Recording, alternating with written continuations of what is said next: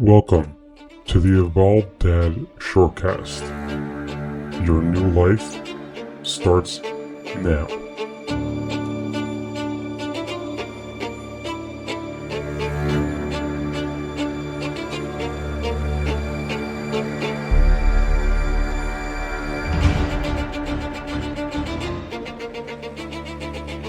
Hey, welcome back to another episode of the Evolved Dad Shortcast. Today I want to talk about being present.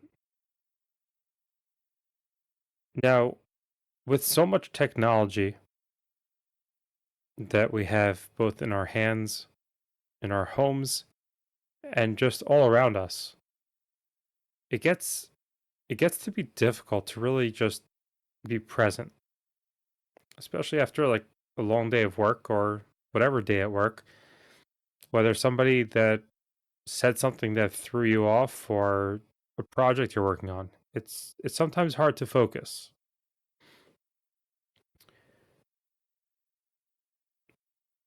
Especially when it comes down to walking into your house after a day of work, or in my case, coming downstairs from my office.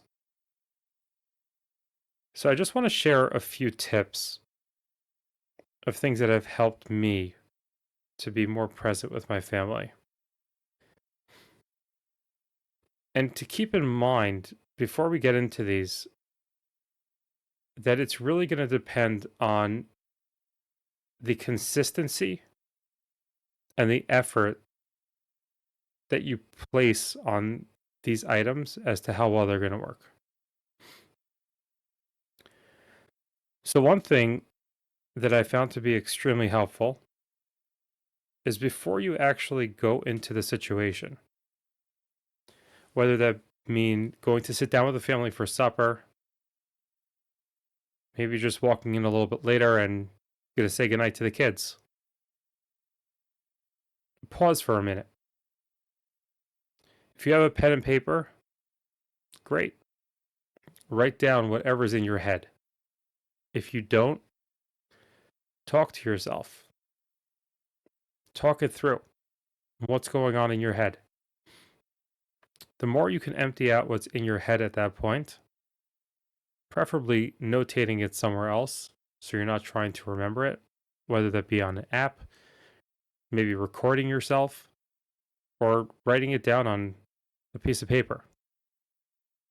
It's going to help you free up your mind to be more present when you're with your family.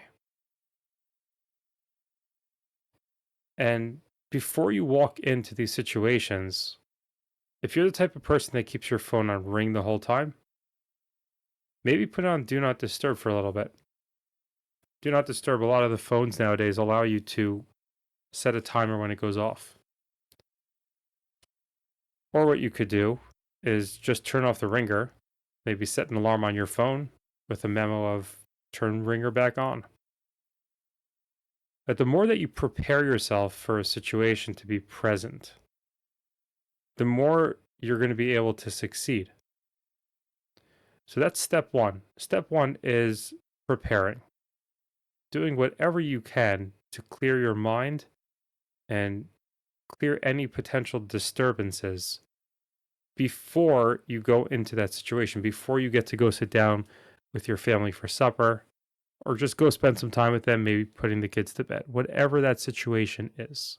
And especially if you're sitting down to read the kids a book when they're going to sleep, leave your phone out of the room. Doesn't need to be there. That's your special time with them. Don't ruin it. Now, when you get into the situation, whatever that scenario is, your mind can wander. There's no question about it. And one of the things that I've found to be extremely helpful is to focus on the person that you're spending time with and talk to them. Because by talking to them, your mind shifts. You're focusing on what you're interacting with. Remember to listen to what they're saying back to you. Don't just talk to be heard, and don't just be listening to answer. Listen to hear what they have to say. And you'll see that over time, as you go and practice this, it's going to pull you more into the moment. And it's going to be a lot easier for you to get the most out of those situations. You're asking your son how school was. Ask details. How was school? It was good. Great. What'd you play with? What'd you do by recess? Was there anything interesting you learned today? How was the bus ride home? How are your friends doing? Ask questions that are going to have your child be able to answer you. Keep them as specific as possible. Try not to get too general.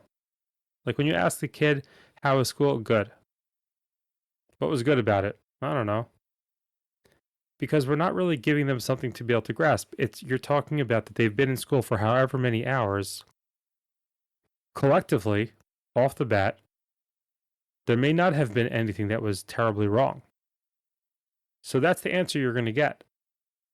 So when you ask more focused questions, and this applies to anything, not just school, give them something that they can answer, something that they can grasp. Even if someone were to ask you, how was your day at work? It was good or it was bad. It was hard or it was easy. But when you start asking, how was your lunch break today? Or how did such and such a coworker treat you? How was your boss? When you're giving something with more of a tangible thought, more of a tangible scenario, you're giving them something to work with to give you an answer. And listen to what they say. Hear the emotion in their voice. Are they excited about this?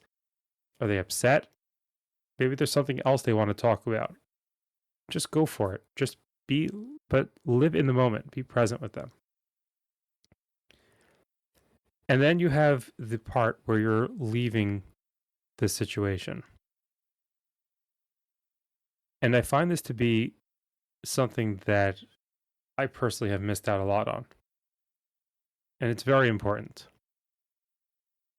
Because most of the time when we think of a scenario, unless there was something major happening, the tail end of it is really what seals the deal. So if you're talking with your kid and all of a sudden like, oh, gotta run,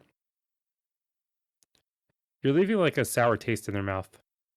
And you really don't want that. If you're spending time with your wife, I gotta go grab this. You're ruining the moment. Now, granted, sometimes you're not going to have a choice because it's just a reality. Sometimes things come up and I got to run. But if there's a way to close off the conversation before you walk away, that really seals the deal. That makes it a memorable moment from the beginning to the end. Because you walk away from your child, that's fantastic. I'm so happy that you had such a good day. And, maybe it's have a good night if you're putting them to bed. Or the kids are still staying up and you got to go run to an appointment. I hope that tomorrow is going to be another great day or whatever you want to finish off with. But finish off that conversation. Don't just run out of it. If you slowly come out of that conversation, it's going to make a lot smoother of a transition because the person that you're spending time with, that you're speaking with, that you're bonding with, feels the appreciation. There's a closure to the conversation. This is still you focusing on them. So the 3 points of presence are going into the conversation, going into the moment, during, and finishing. And if you take those 3 ideas, you're going to be able to transform so many of your interactions and create so many memories with your children, with your wife, and